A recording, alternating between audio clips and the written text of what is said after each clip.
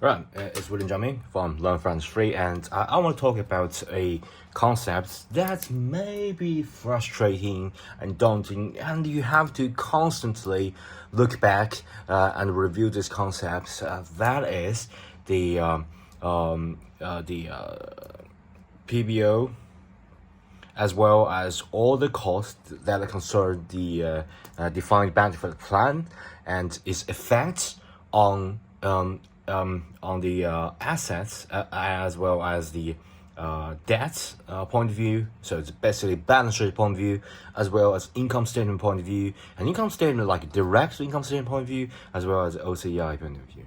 Okay, so it is hard. You have to admit that. So the first step of solving a problem is admit there is the problem. Okay, this is really hard, and I have to get around to this topic like few months repeatedly in order to get a long-term memory, because it is hard, it's frustrating, but you have to go through the hard work in order to make it stick.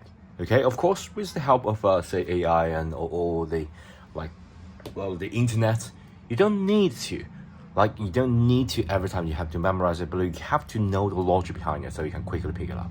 Okay, so let's start with IFRS. So basically IFRS is a really simple one. Okay, so let's start from the balance sheet. Okay, so basically everything is the base rule, so beginning and addition, subtraction, and we get ending. Really simple. The logic is really simple, but the nitty-gritty is really complex. So let's get to it. So asset, we got a beginning of the asset, so I'm going to use asset B as a beginning. Okay, we got asset, balance sheet point of view, right? So we got the plus, means that we got more from our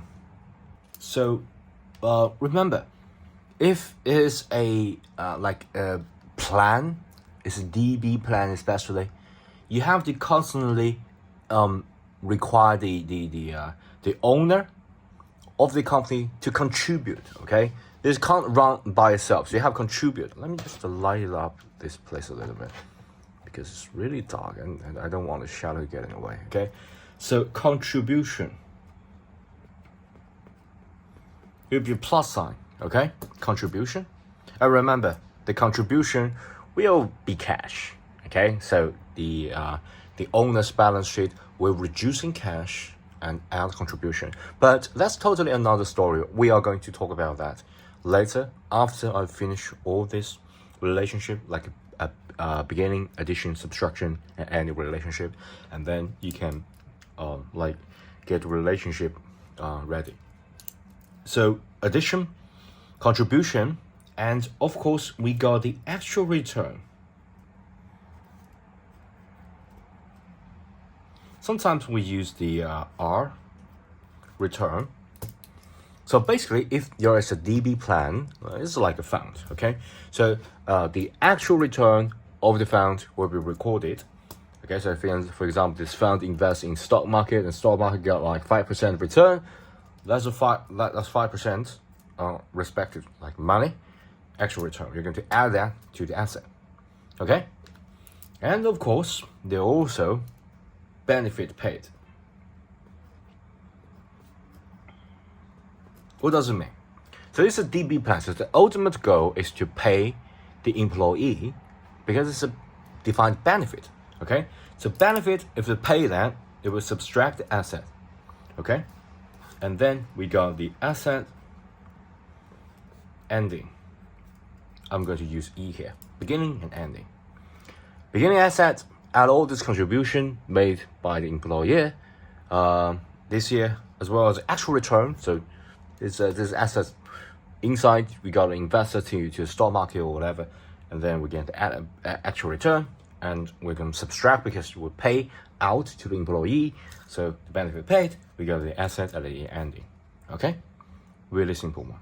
But what about this is asset, right? What about the debt point of view? So if you look at debt, we got another called PBO. Okay, so basically it's a obligation. It's kind of projected obligation. So you just need to treat this as a form of debt, okay? And we got this as a debt asset at the beginning. Let's think about this. Everything is involved with how long does the employee work for my company and whether there are like economic outflow for my company when they work. So it's a debt obligation, right? So if there's more cost, the debt obligation will be increased because, for example, an employee that work for me one more year, I'm going to project the defined benefit plan a little bit higher. So yeah, we got this called current service cost. So current service cost, I'm going to use a CSC for short because I don't want to like current service cost. I don't want to write it pretty long. Okay, so basically current service cost means that the employee currently work for one more year and you got more cost. And of course, it's just not one employee. We got like 100,000 employees, if you will. So you add a lot of current service cost. Means that if you currently hire this person, and you will add the project project debt, project obligation that you're going to pay. And since this is a kind of like a debt, so also we got sometimes I just treat this as a financing method because you're essentially you are hiring all these employees like kind of a laboring financing, if you will. So it's just treat this as a debt. So if it's a debt, you got interest. So we got interest cost.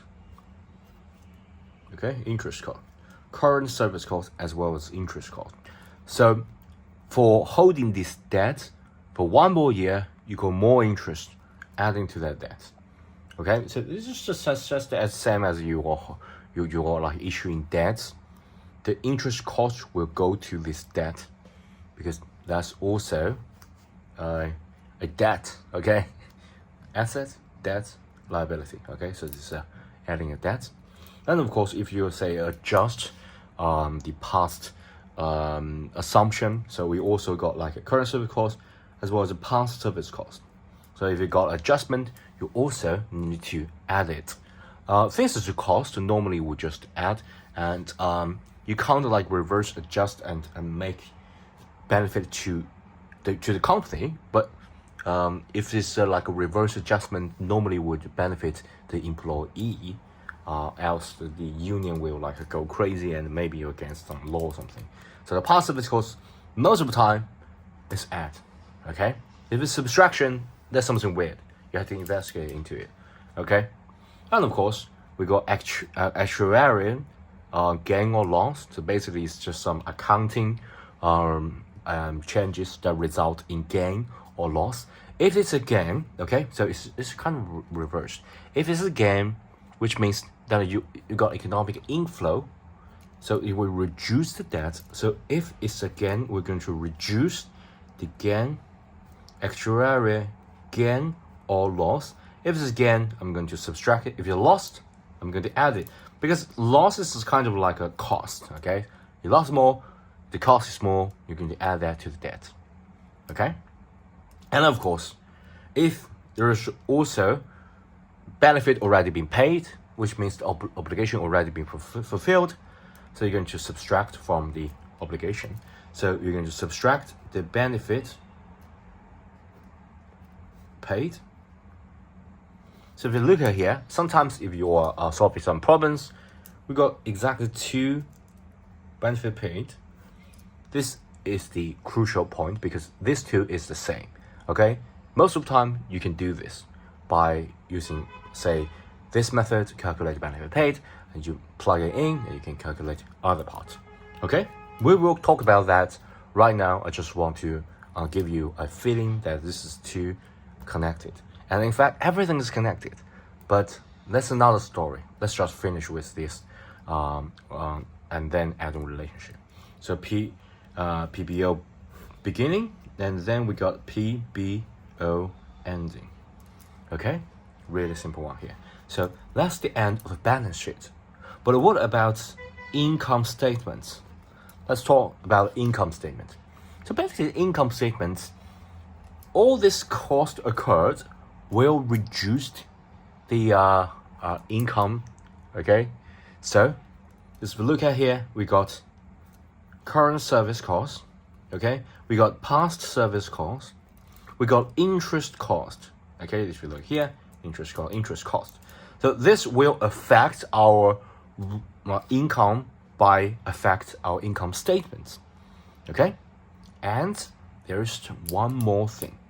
Okay, we not only got interest cost, but also we got interest income. Okay, and interest income will reduce. So you're going to subtract interest income. This two is connected, so we have to think about this.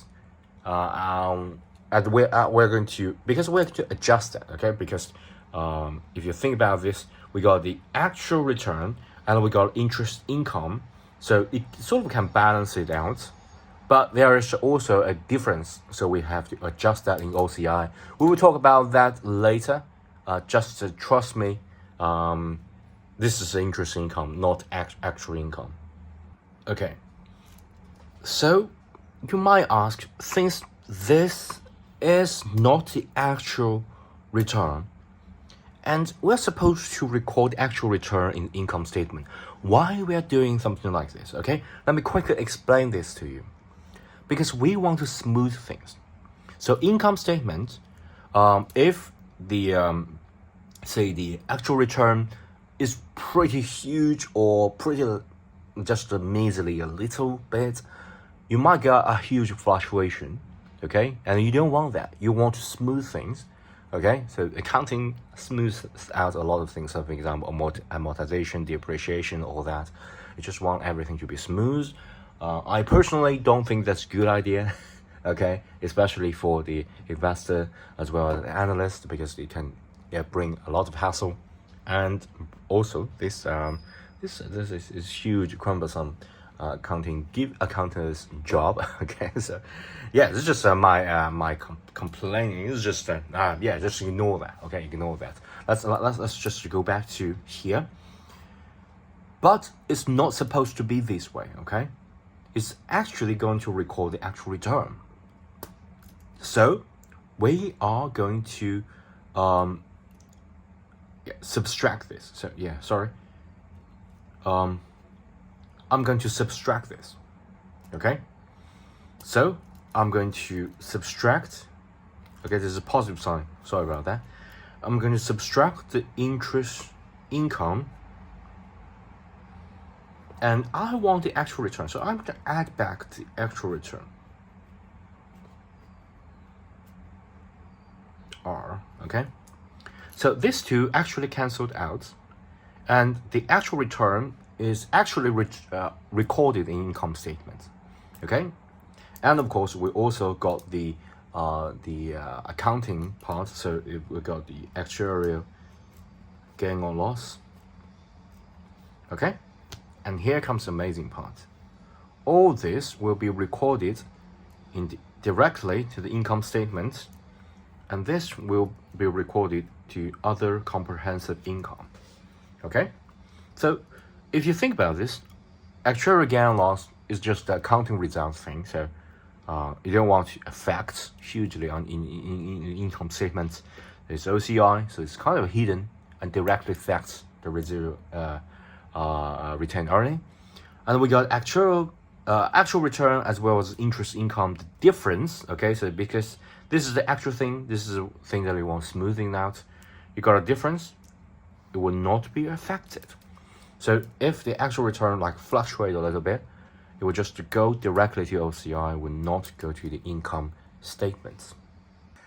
Okay, so let's find a relationship. Here comes to the interesting part. Okay, let me give you a different color here. So let's think about this. So the CSC, which means the current service cost. If you think about this, the current service cost is a kind of cost. Okay, so it's a cost.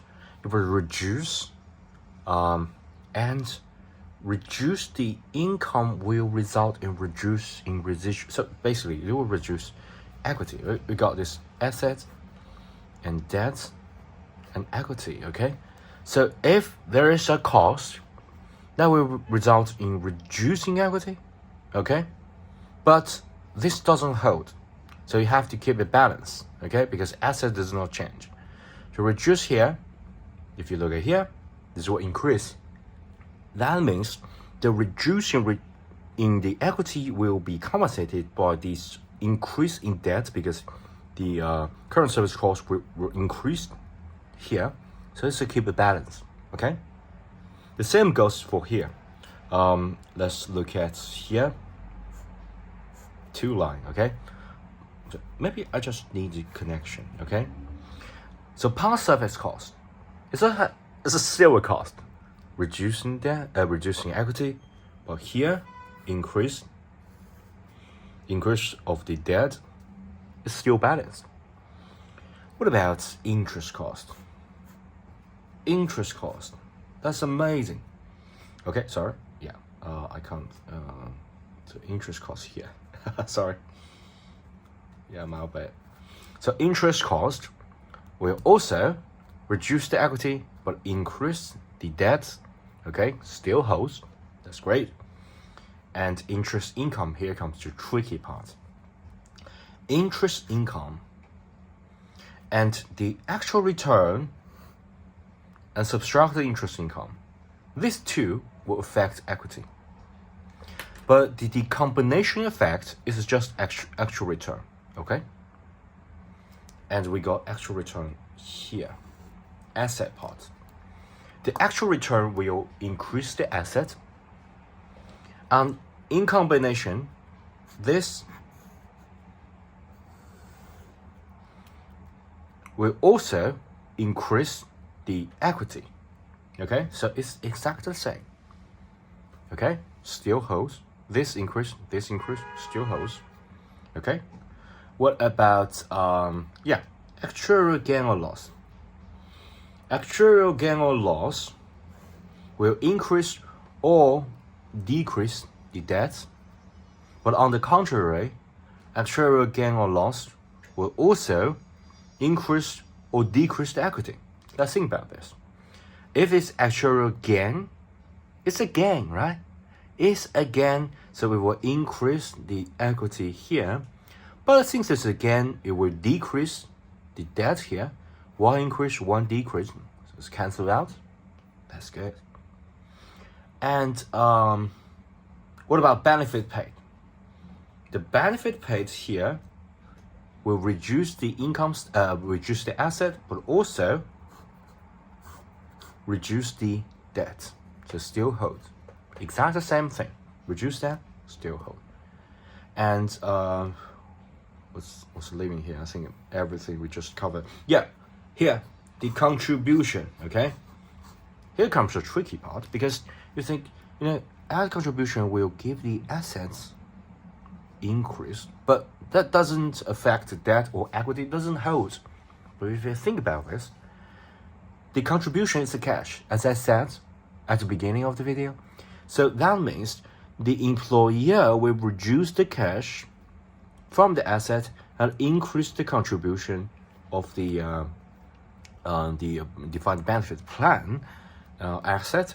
So basically, this will still hold, because it's kind of just to remove the cash from this company's balance sheet asset and add the contribution as a here, so it's still cancelled out. So you can just think of it as from one account to another account, but all that is asset, still holds. That's amazing, right? That's amazing. So you have to think it through, and I think the tricky part is here, the interest income. You have to consider it here, and have to use the actual return, subtract the interest income in order for the income statement to actually affect the actual return. But in order to smooth things out, you have to add it here and make it income statement, and use the difference, go to the OCI. Okay, and oops, that's already nearly 20 minutes of video. So thank you so much for your time, and yeah, please give me a thumbs up, because I really spend a lot of time recording all this. Right now I did not earn anything for making these videos. It's just a labor of love for me. Okay, so and don't forget to subscribe to my channel if you haven't already. Okay, thanks, bye.